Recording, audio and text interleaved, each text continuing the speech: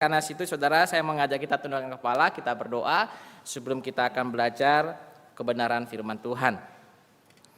Bapa dalam surga, terima kasih Tuhan, kami bersyukur karena Tuhan terus memimpin kami. Bahkan pada saat ini di dalam kami akan membaca firman dan merenungkan firman Tuhan. Berbicaralah bagi kami ya Allah, sehingga kami sungguh-sungguh dapat memahami apa yang menjadi pesan Allah bagi kami pribadi lepas pribadi, maupun pesan Allah bagi gerejamu. Kami percaya Tuhan bahwa walaupun firman-Mu ini diberitakan ribuan yang lalu, tetapi kami percaya firman-Mu sungguh ajaib di setiap zaman, selalu menjadi berkat dan bahkan menjadi instrumen Allah untuk mengubahkan dunia ini melalui orang percaya maupun gerejamu Tuhan. Terima kasih, ini doa kami dalam nama Yesus Kristus kami berdoa, amin. Saudara, mari saya mengajak kita kembali membuka bagian firman Tuhan dari 1 Petrus pasal yang pertama ayat 1 dan ayatnya yang kedua. Saudara, kita bisa memperhatikan 1 Petrus, jika saudara sudah menemukannya kita bisa membaca, melihat bagian firman Tuhan ini bersama-sama.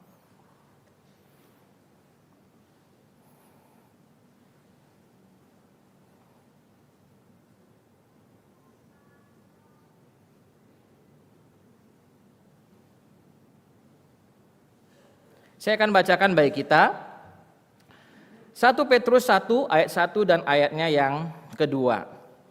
Dari Petrus, Rasul Yesus Kristus, kepada orang-orang pendatang yang tersebar di Pontus, Galatia, Kapadokia, Asia Kecil dan Bitinia, yaitu orang-orang yang dipilih sesuai dengan rencana Allah Bapa kita dan yang dikuduskan oleh Roh, supaya taat kepada Yesus Kristus dan menerima percikan darahnya. Kiranya kasih karunia dan damai sejahtera makin melimpah atas kamu. Saya bacakan ayat 2C-nya. Kiranya kasih karunia dan damai sejahtera makin melimpah atas kamu. Ya, sampai sedemikian firman Tuhan. Bapak Ibu saudara yang kasih Tuhan, kita akan melihat bagian firman Tuhan ini bicara tentang keselamatan dan shalom. Saudara, kalau kita melihat di dalam surat 1 Petrus pasal yang pertama ini, saudara, maka kita menemukan apa yang dikatakan di dalam ayat 2C ini bicara tentang damai sejahtera, peace itu, atau bicara tentang shalom itu, saudara. Ini adalah sesuatu yang kita peroleh, yang kita dapatkan ketika dikatakan kita menerima percikan darah Kristus. Atau di dalam bahasa yang lainnya mengatakan ketika kita menerima penebusan dari Kristus, ketika kita bertobat kepada Yesus Kristus, maka dikatakan bahwa maka saudara dan saya dianugerahi damai sejahtera. Artinya saudara, bahwa saudara saya sesungguhnya ketika kita menyatakan iman kita hanya kepada Yesus Kristus, sesungguhnya maka damai sejahtera itu ada pada saudara dan saya sebagai orang percaya. Jadi saudara, bicara tentang keselamatan dan damai sejahtera ini ada sesuatu yang tak bisa dipisahkan. Kalau saudara ibaratnya membeli makanan, saudara, ya taruhlah saudara restoran ataupun di warteg, saudara, warteg lah saya katakan. Kalau saudara makan, beli makanan, maka saudara tidak mungkin hanya beli nasi doang. Betul saudara ya? Saudara akan beli apa saja? Lauknya, yang lainnya, sayurnya, apakah beli ikan, apakah beli daging, bahkan jangan lupa apa? Sayur sudah. Sudah sayur, sudah ikan, sudah daging, apa yang boleh lupa? Semua makan sambal. Kan begitu saudara ya? Semua makan sambal. Saudara, kemarin ketika mengikuti seminar di Jakarta, saudara ya, lalu makan semua di hari terakhir. Ngobrol dengan beberapa hamba Tuhan dari gereja lain. Dia bilang, ini hotel hebat. Tapi ada satu yang gak hebat. Apa Pak? Saya bilang, kita makan dari kemarin sampai sekarang, sambelnya gak ada. Saya bilang, Pak, kita disaji makanan yang demikian Pak. Kalau semua makanan Indonesia mungkin ada sambelnya. Ini kagak Pak. Iya, mana benar nih nggak benar nih hotel katanya saudara ya. Saudara kasih Tuhan sampel saudara ya. Ini harus ada saudara. Jadi ibaratnya kalau saudara beli sesuatu makanan di restoran ataupun di warteg, maka ini menjadi paket yang komplit. Demikian saudara bicara tentang keselamatan dan shalom, ini sesuatu yang tak bisa dipisahkan. Ketika kita bicara keselamatan maka shalom itu ada. Ketika kita bicara shalom maka bicara juga apa yang menjadi dasar kita dapat shalom, karena keselamatan itu. Nah hari ini saya ingin lebih menyoroti bicara tentang shalom. Baik kita semua saudara ya. Kita akan menyoroti bersama-sama bicara tentang shalom ini. Bapak Ibu saudara yang kasih Tuhan, saudara kalau memperhatikan tadi liturgis menyapa kita, bagaimana suaranya? Shalom, saudara, betul saudara ya. Saudara kaget nggak? Saya di belakang kaget saudara, gitu ya. Wih, kaget ya, kok suaranya lantang banget. Kayaknya nggak begitu nggak biasa-biasanya begitu ya, saudara ya. Saya berpikir, apa liturgis hari ini mengingatkan ini temanya ada shalom sehingga suara sedemikian, begitu saudara ya. Saudara, kita hari ini bicara tentang shalom. Saudara benar saudara, kalau kita mendengar kata shalom itu biasanya kita dengar pada waktu seseorang itu mau menyampaikan sesuatu kepada orang lain dalam pertemuan, seperti dalam khotbah saudara ya. Kalau mimbar ini nggak pernah lepas dari kata shalom saudara ya. Saudara, kita sering mendengar itu. Bahkan kalau kita jumpa dengan sahabat-sahabat kita, apalagi dengan orang Kristen, pasti kita akan menyebutnya apa? Shalom teman-teman, begitu saudara ya. Kita cukup familiar dengan bahasa itu. Kita seringkali mendengarkan bahasa itu. Saudara dikasih Tuhan, kita seringkali mengartikan, next please, slide. Saudara, ketika kita melihat di dalam bagian ini, saudara dikasih Tuhan, bahwa apa artinya shalom? Shalom itu saudara dikasih Tuhan, kita bisa melihat sebagai ucapan ketika kita bertemu dengan orang lain. Kok jadi tulisannya begini ya? Ada sesuatu yang berbeda saudara ya. Biasanya seharusnya nggak begini. Padahal sudah diikat di dalam PDF saudara ya. Kok jadi begini? Oke, nggak apa-apa saudara ya. Bisa tebak-tebak ya. Bentuknya ada yang besar, ada yang kecil saudara ya. Ya. Oke, kata shalom itu sebagai ucapan. Itu seringkali. Saudara saya yakin seringkali mengucapkan kata ini. Permisi tanya. Saking seringnya kita mengucapkan. Saudara tahu nggak apa arti shalom? Sehingga kita seringkali akhirnya mengartikan shalom ini seperti dengan kata hai, halo, betul saudara? Iya enggak? Itu seperti kata yang enak kita ucapkan, bahkan kita tidak perlu memikirkan apa sih artinya ini. Saudara, saya mau permisi tanya sama kita, setiap kata yang mau saudara sampaikan kepada orang lain, pernah nggak berpikir dulu apa sih artinya ini? Biasanya kita ngomong dulu ya. Begitu orang lain bilang, gue sakit hati dengan kata lu. Baru kita memikir, oh iya ya gue ngomong apa tadi ya. Waduh salah saya gitu saudara ya. Nah saudara kasih Tuhan, saking seringnya kita akhirnya tidak memahami apa sih arti shalom itu. Saudara, shalom itu mempunyai arti yang sangat luas saudara. Luasnya apa saudara? Saya katakan seperti ini, bahwa shalom itu dapat bisa berarti utuh, tidak robek. Bicara tentang sehat, tidak bau, bicara tentang kesembuhan, bahkan sampai kata shalom itu bisa bicara tentang pembebasan, bicara tentang keselamatan. Jadi sangat luas saudara. Sehingga ketika kita mengucapkan arti itu, maka kita harus meletakkannya pada posisi konteks yang pas saudara. Sehingga kita bisa memahami ketika kita mengucapkan shalom. Sebuah sapaan yang seringkali kita ucapkan. Saudara, di dalam Alkitab ya ada orang menghitung saudara. Katanya ada hampir 500 lebih kata shalom bersamaan dengan turunannya. Atau artinya adalah dengan kemiripan yang ada, akar kata yang sama saudara. Itu ada 500 saudara. Saudara, kalau sudah banyak 500, kita mudah menyimpulkan artinya bahwa ada satu pesan yang penting hendak mau disampaikan Tuhan. Bahwa dari 500 lebih ini semuanya menceritakan penuh bicara tentang shalom. Dengan semua turunan yang saya taruhkan di bagian ini saudara. Saudara dikasih Tuhan, di dalam perjanjian baru saudara, kata shalom itu pakai kata yang disebut dengan eirene saudara. Nah kata eirene ini nggak usah saudara hafal, kata ini juga punya arti yang sama. Artinya adalah bicara tentang supaya membuat lengkap, membuat utuh, bicara juga tentang kesehatan, kesejahteraan individu, bahkan kesejahteraan banyak orang, kelompok, masyarakat, dan itu semua dalam konteks di dalam dunia ini. Sehingga saya mau bisa katakan kepada kita pada hari ini saudara, bicara tentang shalom, shalom itu adalah desain Allah mengenai bagaimana dunia ini seharusnya. Ini saudara. Jadi kalau kita bisa melihat hal sedemikian bahwa bicara shalom ini adalah bicara desain Allah mengenai bagaimana dunia ini seharusnya. Mari kita menyelidiki bagaimana dunia ini seharusnya. Saudara, kita melihat dari kitab Kejadian pasal yang pertama ayat yang keempat saudara. Di dalam Kejadian pasal yang pertama ayat keempat, kita menemukan ada kata yang sangat baik. Kita mungkin sering membaca, mungkin lewat begitu saja. Ayat 4 berkata demikian. Allah melihat bahwa terang itu baik. Lalu dipisahkannyalah terang itu dari gelap. Saudara, di dalam ayat 10 dikatakan demikian. Lalu Allah menamai yang kering itu darat dan kumpulan air itu dinamainya laut.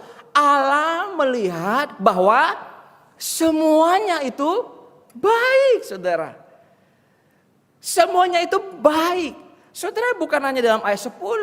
Dikatakan dalam ayatnya yang ke-12 juga tanah itu menumbuhkan tunas-tunas muda, segala jenis tumbuh-tumbuhan yang berbiji, dan segala jenis pohon-pohonan yang menghasilkan buah yang berbiji. Lalu apa? Allah melihat bahwa semua itu baik. Saudara, sampai di ayat keberapa dikatakan semua itu baik? Ayatnya yang ke-21.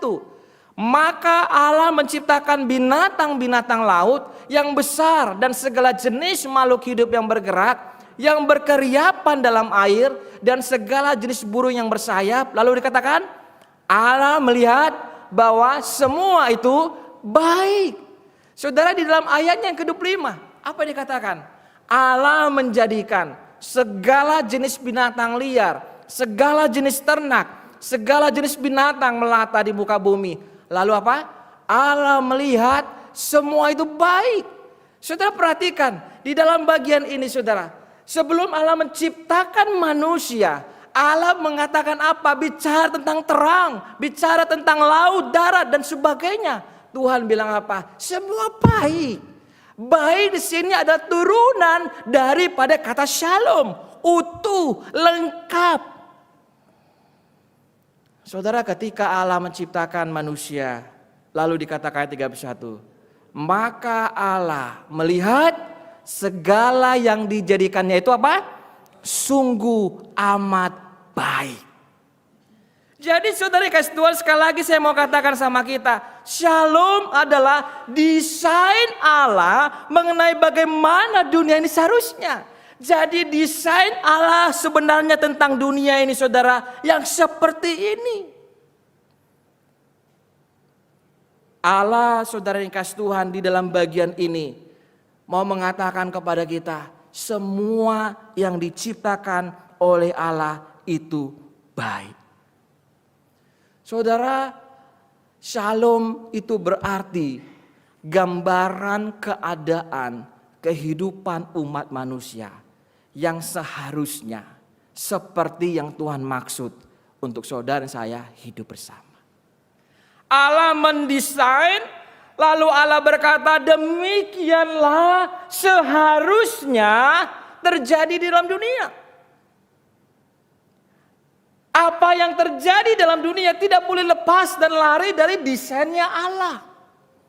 Saudara, kalau saudara sebagai seorang desainer atau membuat baju, ya saya tahu ada beberapa jemaat di sini.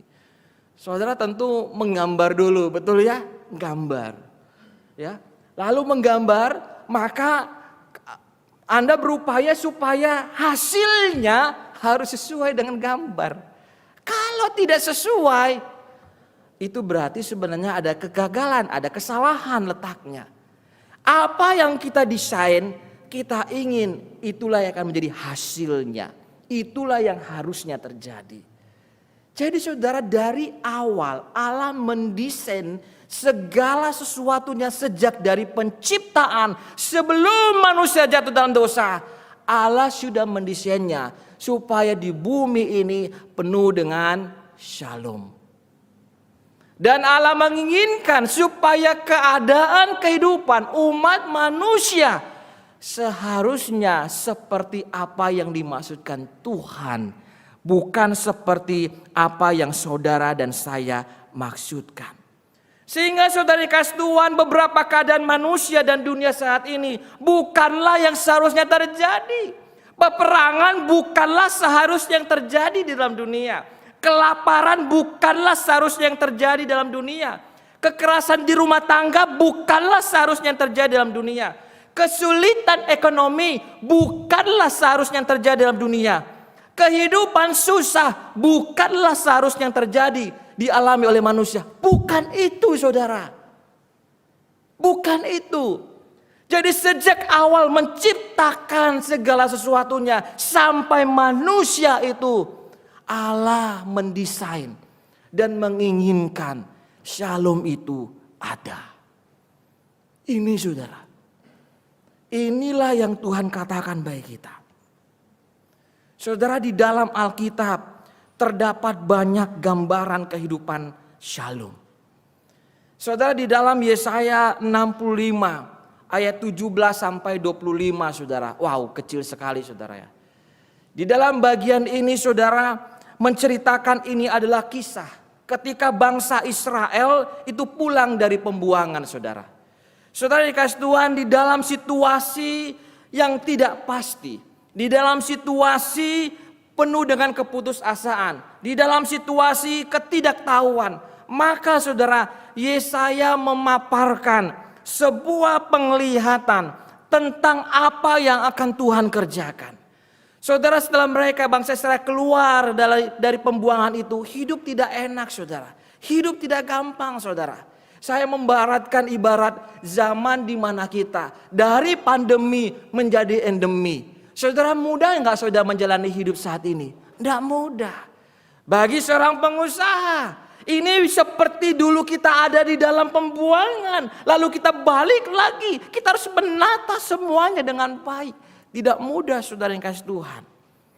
Di dalam situasi seperti itu, Yesaya memaparkan sebuah penglihatan tentang apa yang akan Tuhan kerjakan. Saudara, saya mau mengatakan demikian. Melihat dari bagian Yesaya ini, penglihatan itu sebenarnya ini juga adalah menjelaskan bagaimana situasi saudara dan saya. Situasi yang dialami oleh anak-anak Tuhan di zaman ini. Situasi apa saudara? Situasi bahwa umat mengalami hal yang susah. Umat mengalami hal yang sulit. Kita tidak tahu hari esok itu seperti apa. Tidak ada yang tahu saudara. Tahun 2024 kita tidak tahu saudara. Tahun 2025 lebih lagi kita tidak tahu. Kita enggak tahu saudara. Tetapi di dalam Yesaya 65 ini saudara menceritakan apa yang terjadi pada hari esok kita enggak tahu. Tetapi di dalam penglihatan Yesaya yang dia sampaikan kepada umat Tuhan, bahwa di ujung sana ada satu situasi yang baik, yang ideal, yang Tuhan ciptakan bagi umat Tuhan. Di tengah perjalanan ini dikatakan Tuhan akan menunjukkan bahwa dia tidak meninggalkan umat Tuhan. Tuhan selalu bekerja di belakang layar perjalanan umat Tuhan. Saudara dikasih Tuhan, Tuhan tidak pernah berhenti berkarya. Tuhan terus berkarya. Walaupun tak kasat mata. Saudara, inilah yang disampaikan Yesaya kepada mereka. Mari terus lihat di sana.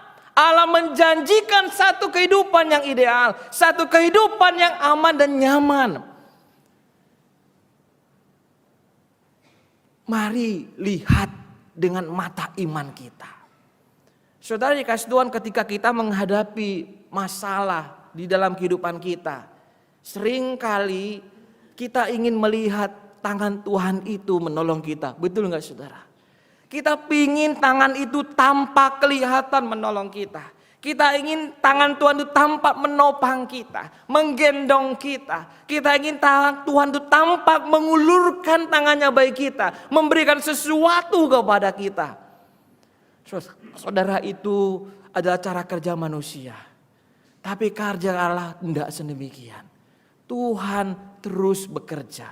Tuhan terus berkarya. Walaupun mata kita tidak melihatnya. Saudara, Tuhan bekerja seringkali di balik layar kehidupan kita. Tetapi percaya saudara, bahwa ketika dia bekerja, dia membawa saudara dari ketidakpastian menuju kepastian yang dijanjikan.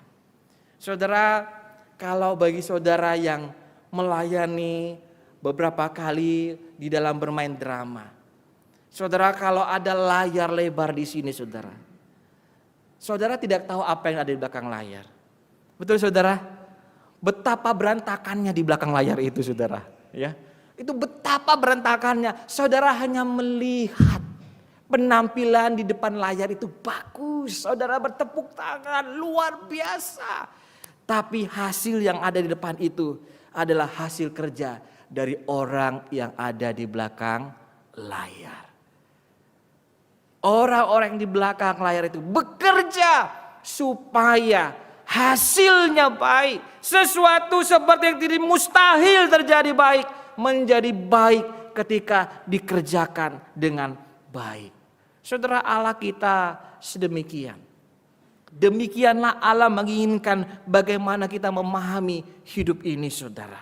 Sehingga saya mau mengatakan kepada kita, shalom itu saudara yang kasih Tuhan, adalah satu bentuk yang dimana saudara dan saya memahami bahwa Allah itu hadir selalu di dalam kehidupan kita.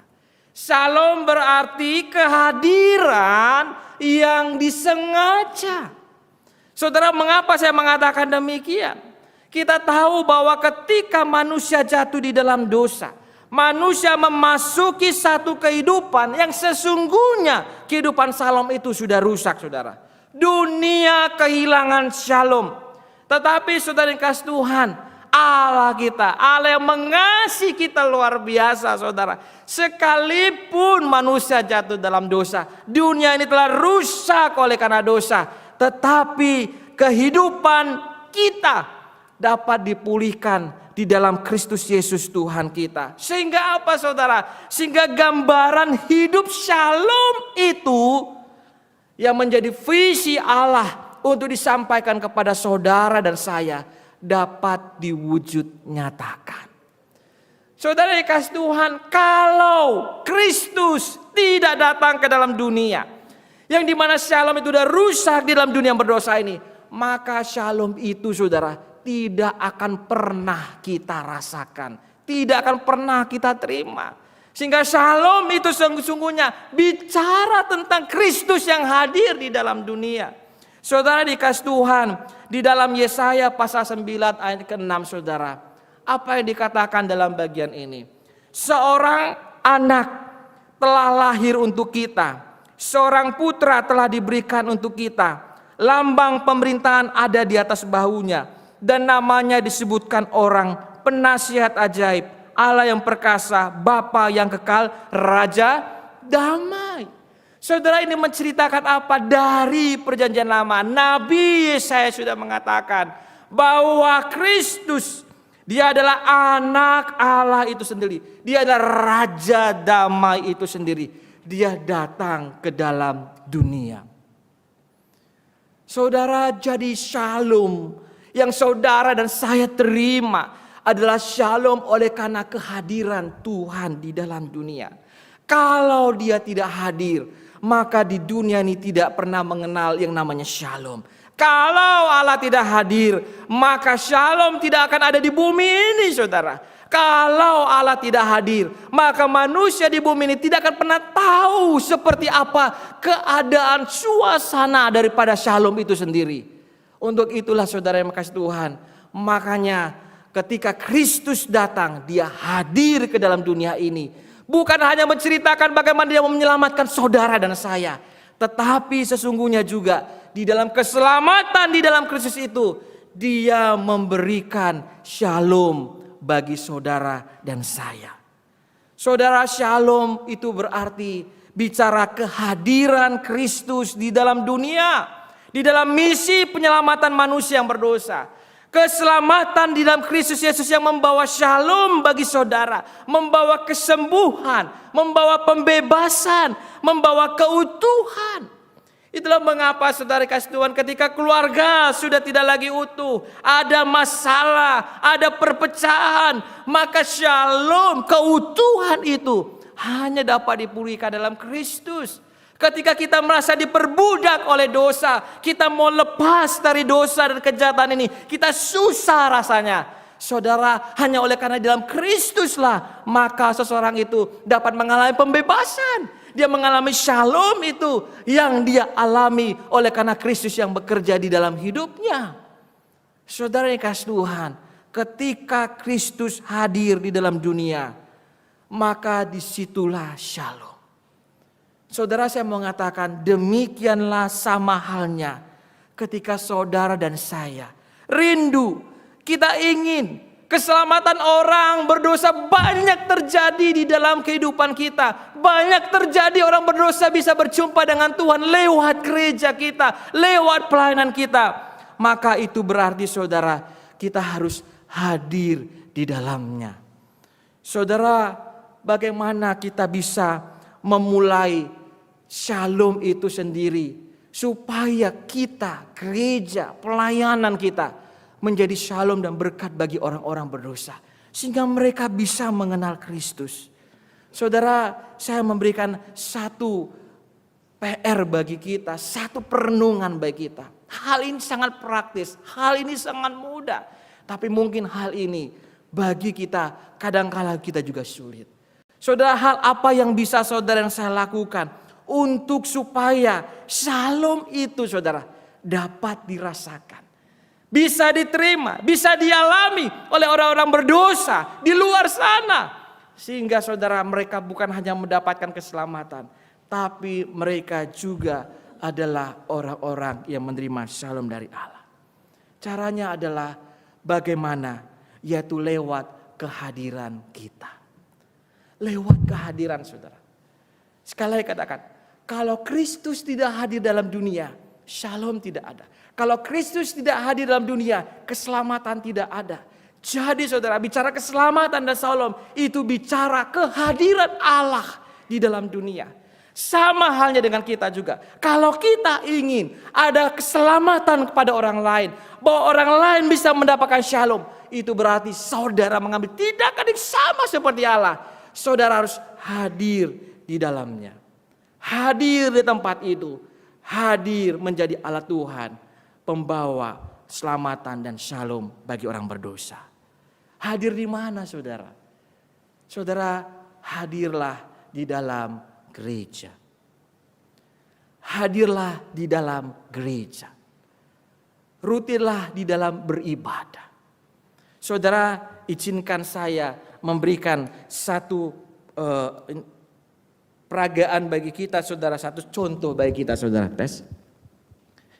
Saudara, saya meminta nanti saudara ada 8 orang boleh volunteer. Yuk, boleh volunteer siapa saja, kalau nggak ada saya panggil. Oke? Boleh siapa saja. Please, 8 orang, kalau nggak ada saya panggil. Ayo silakan 8 orang, please. Nggak ada yang mau, saya panggil kalau begitu ya. Oke. Ci Aili, yuk Ci Aili maju ke depan yuk. Ci Amoy, boleh. Ci Henny, ayo saya bagi-bagi ya. Ci Eng, ayo Ci Eng, yuk. Terus siapa lagi? Asyu, Acu, yuk Acu silakan. Ibu Hui, boleh. Ayo silakan maju dong. Oke, kita kasih. Ayo, udah berapa orang nih? Oh, kok semua wanita ya? Erik, oke Erik. Kok jadi gak ada laki-laki? Pak Didi, boleh Pak Didi? Yuk Pak Didi, sini. Boleh Pak Didi, sama Kefas, ayo Kefas, oke.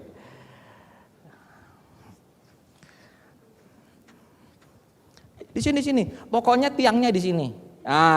Oke. Semuanya pegang tiang ini, ayo coba. Semuanya pegang tiang ini. Semuanya pegang apa aja, di ujungnya boleh, di bawahnya boleh, tengahnya boleh. Kita bukan mau main sulap ya. Pokoknya semua pegang. Oke.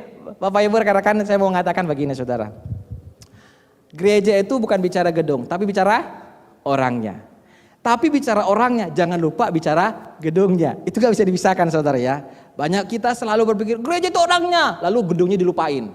Saudara ya. Saudara, saya mau katakan, kamu gereja? Iya, kamu bergereja? Ibu gereja? Bu Heni gereja? Ciali gereja? Cieng gereja? Bu Hui? Ciacu? Erik? Semua gereja nyebut gereja. Semua nyebut gereja. Semua nyebut gereja. Dan mereka bilang apa? My church, my home. Semua katakan? Suatu kali dia berbisnis, gagal. Dia marah sama Tuhan. Dia keluar.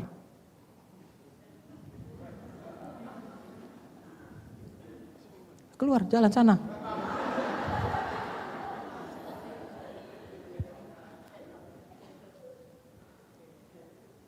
Yang saya ceritakan bukan fakta saudara ya, ini saya karang-karang ya. Entah mengapa oleh karena pergaulan para bisnismen terlibat judi online. Semua tabungan dipertaruhkan, habis, bangkrut, sedih. Kok Tuhan begini sih? Dia pergi, tinggalin gereja. Iya, judi online.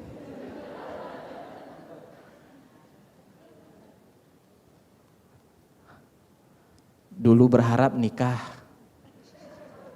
happy, gembira, bahagia. Ternyata begitu menikah, rumah bukan surga, tapi neraka. Ah Tuhan, kok Tuhan begini sih? Jauh dari mimpiku. Udah dah, gua pergi deh.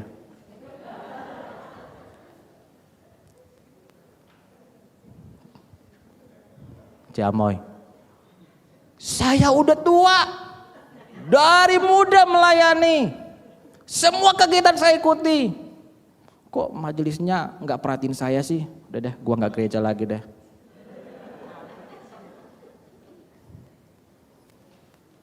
Bu Heni, saya gak banyak ngomong di gereja. Saya kalau dibilang A, B, suruh gereja, oke. Suruh doa, oke. Waktu saya susah, kok gak ada yang liatin gua ya? Gak enak di gereja.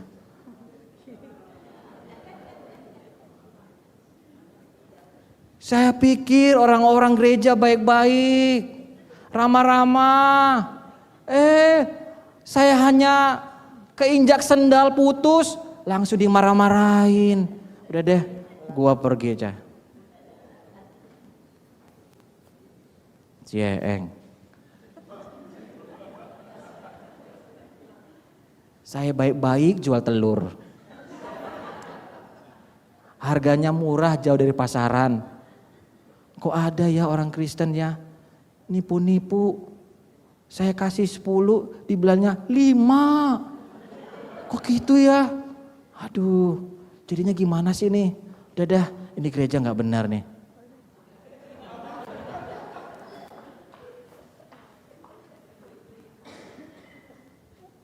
Ibu Hui, saya sudah berperilaku yang baik. Semua saya kenal, semua saya kerjain deh. Kok dalam pemilihan diaken gue gak dipilih lagi ya?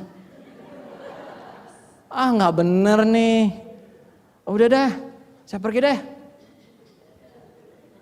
Satu lagi dia apa ini? Si Acu bilang begini. Saya tuh pingin sebenarnya melayani. Pingin banget. Tapi kok gak ada ya orang-orang yang mendatangin saya. Saya mau melayani. Ini kayaknya gereja gak bener nih. Udahlah, saya cari gereja lain aja. Bapak Ibu, saya tanya sekarang. Yang tinggal apa?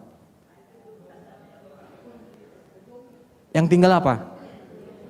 Yang tinggal cuma saya. Yang tinggal cuma pendetanya doang. Saya mau tanya, kalau sudah begini, bisa enggak misi penyelamatan Allah dan Shalom itu terjadi di gereja? Bisa enggak? Enggak bisa. Jika satu persatu anak-anak Tuhan, anggota gereja, satu-satu keluar, misi penyelamatan Allah, Shalom berhenti oleh karena kita. Saudara, gedung museum tidak akan pernah bisa menjadi misi penyelamatan Tuhan. Saudara tahu untuk apa gereja ada di dalam dunia? Untuk menjadi wakil Tuhan di dalam dunia untuk menyelamatkan. Gereja ada untuk misi penyelamatan supaya orang berdosa itu diselamatkan. Supaya orang berdosa yang tidak mengalami damai, Shalom itu bisa memperolehnya. Saudara mau bangun rumah supaya jadi museum atau tempat saudara bertumbuh? Yang mana saudara? Kita mau membangun rumah untuk membangun museum atau untuk berkat bagi banyak orang? Berkat bagi banyak orang. Museum tidak akan pernah jadi apa-apa. Dia hanya tertulis nama saja. Saudara, mari saudara dan saya, kita adalah perpanjangan atau perwakilan Allah di dalam dunia. Supaya misi penyelamatan dan taburan Shalom itu dapat dirasakan oleh banyak orang. Jadi hal yang praktis apa yang kita lakukan saudara. Supaya menjadi misi, menjadi penyelamat-penyelamat di dalam dunia ini.